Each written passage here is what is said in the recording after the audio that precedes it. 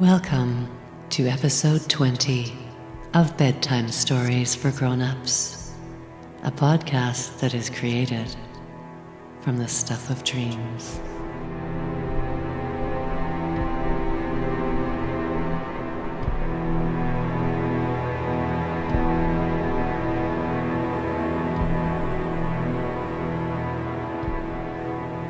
Once upon a time, if you were lucky, someone told you bedtime stories. Maybe someone read you books, or the same favorite book over and over. Or maybe someone made up your bedtime stories, telling you nonsensical things until you closed your eyes and let sleep take you away. These bedtime stories are the whimsical, made-up kind, little scenes from dreamland to guide you there. There is no plot to follow, no sense to make of anything, just a sequence of images from beyond the consciousness of day to help you let go and drift into dreamland.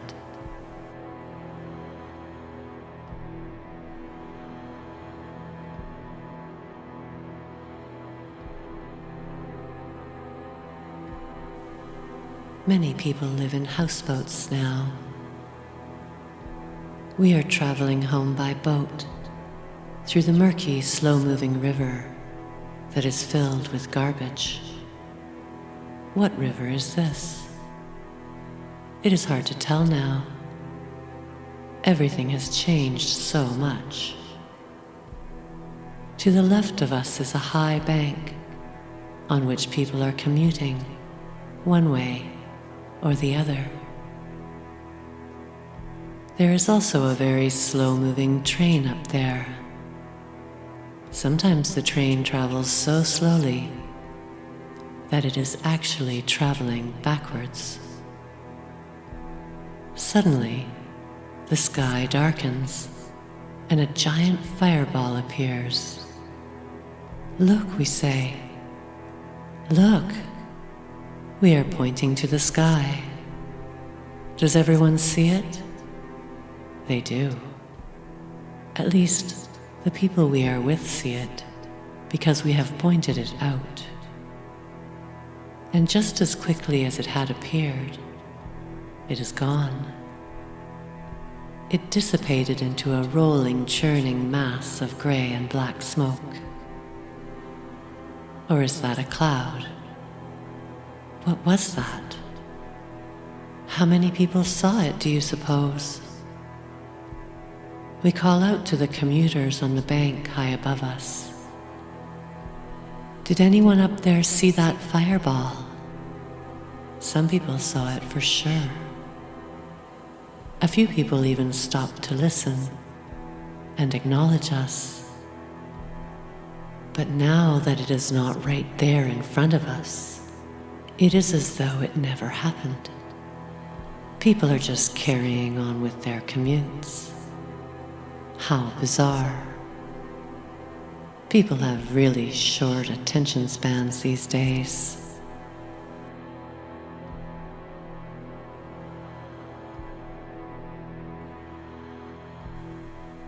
We are watching one of those buses taking off on the water.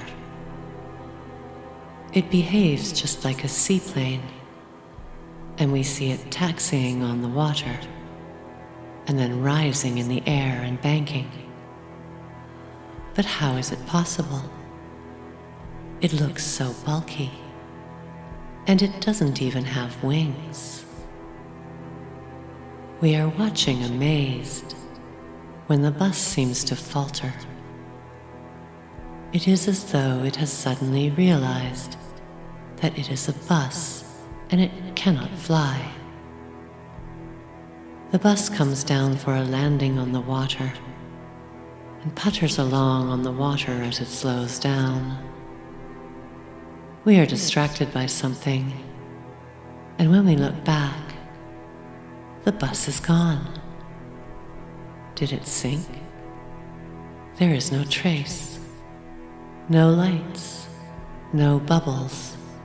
No desperate screaming passengers. We run out along the sand dunes. Should we go in? Did we just imagine this? We should go in just to see. But to get to the water, first we will have to climb a mountain of sand.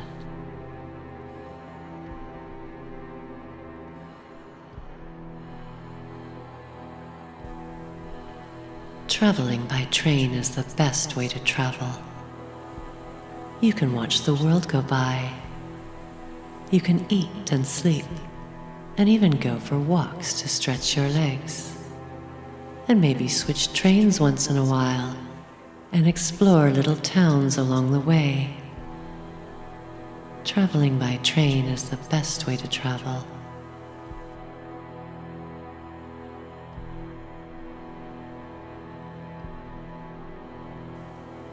We have been away from the office for a long time. One of the office computers with an arm is very excited when we finally come back.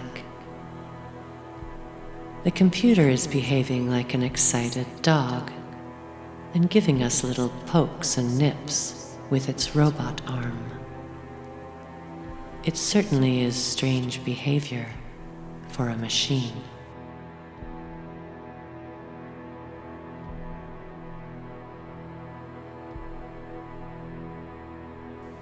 We are at a job interview. A man wearing a wig that still has the little price tag dangling from it is looking for an assistant. We are trying to figure out what he is looking for. He doesn't want anyone smarter than him, that's for sure. Is he looking for a yes man or woman then? That is exactly what he is looking for. A yes man or a yes woman. We pointed out the little price tag dangling from his wig and quietly slipped away.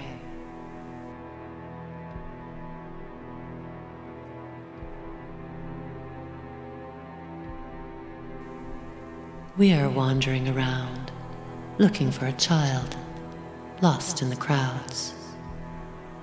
These are very big crowds. People are dressed up as giant caterpillars, trailing long trains with seats on them for transporting other people around. The caterpillars are singing while they inch along, pulling people through the crowded fairgrounds. Their tails are on wheels, of course. It is very festive, and the singing is nice. There is also a crazy psychedelic transportation room at this fair. It is very colorful and manned by one of those singing transport caterpillar guys. But this one doesn't sing, and he doesn't have a tail, just a lot of levers and switches. We go in, and it is like a 360-degree train switching station.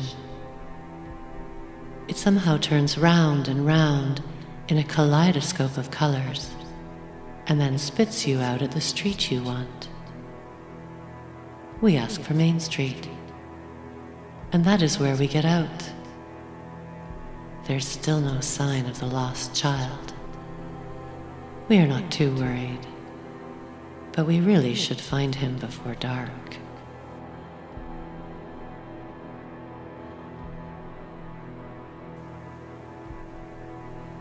There is a street performance going on Main Street. It is called Men with Dongs, and it is really very silly. Basically, the men are making long-winded speeches, but saying very little, and then taking turns banging a peg into the ground with a long stick that has a metal ball on the end of it. It makes a kind of dong sound when it hits the peg, But really, this is not something we want to stick around and watch.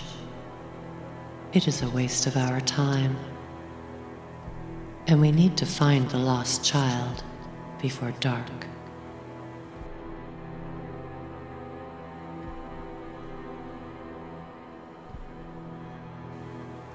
We have a pair of magic glasses. When you put them on, all of the people around you disappear. They are still there, and you can hear them, but you just can't see them. But everyone can still see you. What is the point in that? Maybe these magic glasses are not so special after all.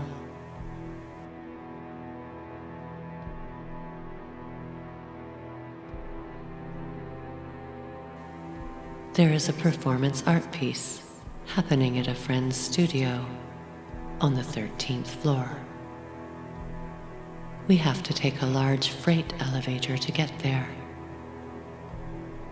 There is a player piano on the elevator, taking requests for the duration of the ride. To experience the art performance, we need to lie down on the floor with everyone forming a circle, attached by a rope. There is only 7 minutes left until the studio is closing, and so we will not get the full experience of the work. Some people only last about a minute before they break free of the circle. They have to cut the rope. That's unfortunate. We wanted to see what would happen. Now the player piano doesn't seem to be working anymore, and the elevator is creaking and groaning ominously. We had better take the stairs.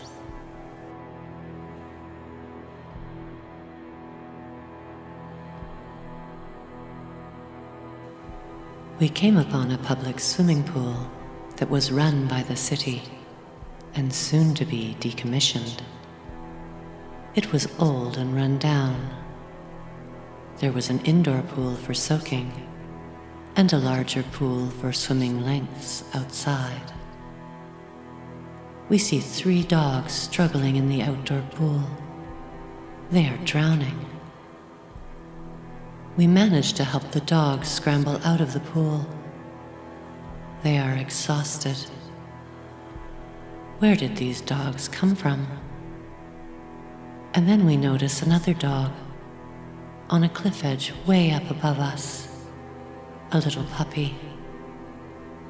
And just as we noticed him, he launched himself off the cliff and into the pool. We managed to rescue the little puppy too. What is going on with these dogs?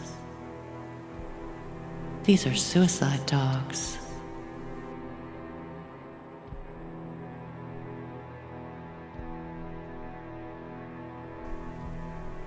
These days, small plastic pods fall from the sky with the rain. Sometimes, when we are caught in the rain, we get bruises. When the rain falls thick and heavy, we have to use shovels to clear all the plastic pods away from the grates so that the water can drain away. Otherwise, the roads will all turn into rushing rivers, and the fields will turn into lakes.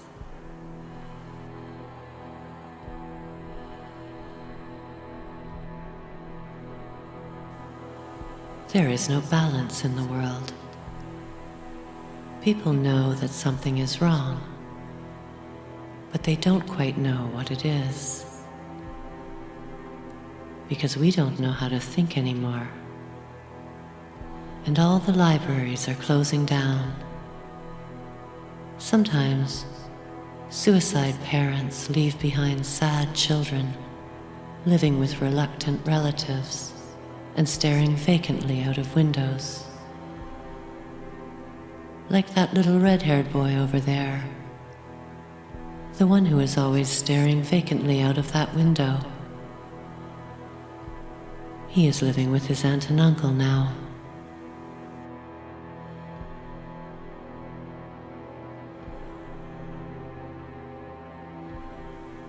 Someone has released a massive amount of tiny machines into the air. They look like flying insects. And they are everywhere now. They are the tiniest of drones, checking up on everyone and everything.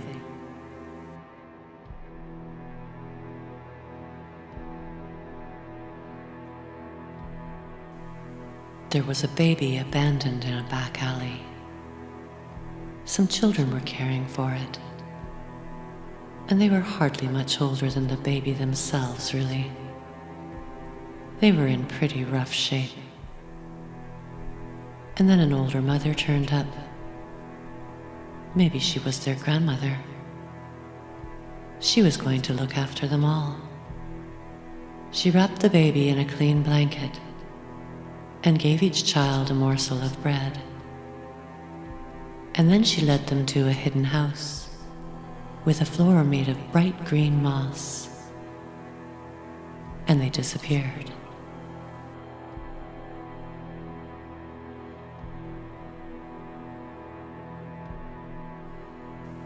There is some sort of commotion happening at the library. Someone is complaining loudly to the board of directors, and even swearing. The Society of Hateful and Angry People are here for their annual meeting. And now the librarians are all coming away from their desks to see what all the commotion is about. At the center of the boardroom, a fire has rendered a discarded heap of metal into a molten, bubbling pool.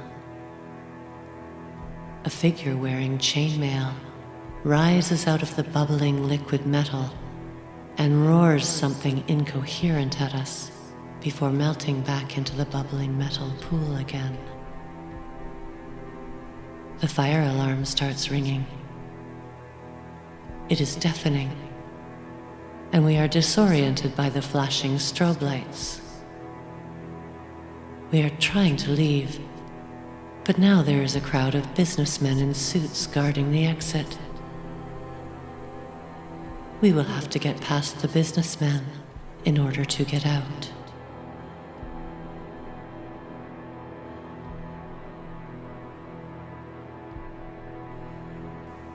An enormous robot arm has descended from the sky. It reaches out and breaks the top off of a building and then hurls it towards the city. It does this again and again with all the high-rises, snapping them like twigs and then smashing them into other buildings. We cannot see what the robot arm is attached to. If anything, maybe it is just an out-of-control robot arm. We are hiding in our basement apartment. Is this really happening? When we come out, the damage is really bad. Everything is smashed to smithereens. There will be a lot of casualties.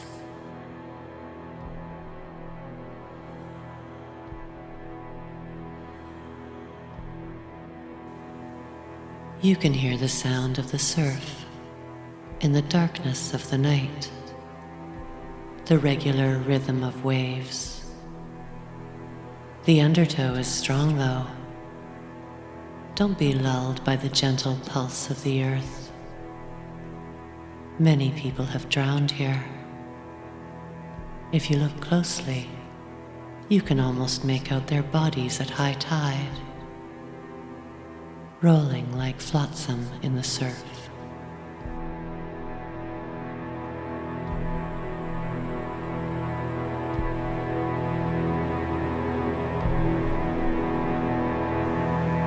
Thank you for listening.